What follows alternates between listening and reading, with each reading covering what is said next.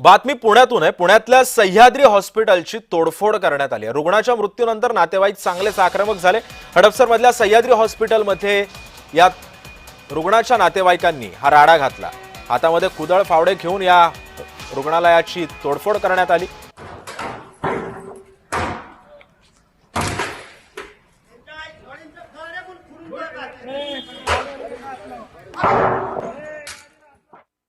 Operation झाल्यावर 2 दिवसांनी वडील व्यवस्थित झाले, शुद्धी आले, सगळं बोललं, वेंटी काढला, ऑक्सिजन काढला, वडिलांनी गप्पा मारल्या आणि 2 दिवसाचं ऑपरेशन झालेलं असतं त्या माणसाला त्यांनी खुर्चीवर बळजुबरीने बसवलं आणि बसवल्यानंतर ते त्यांचे टाके होते 20-25, त्यातले 7-8 टाके तुटल्यानंतर टाक्यांनी डॉक्टरांनी काही आम्हाला सांगितलं नाही।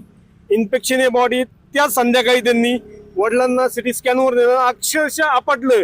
हे डॉक्टर फ्रॉड आहे का कुणाला काही माहित नाही। लिहून दिलं डॉक्टर येतो, एक नवीन डॉक्टर येतो, ट्रीटमेंट देतो, तो मास्क लावून आलेला असतो, गळ्यातून निघून जातो।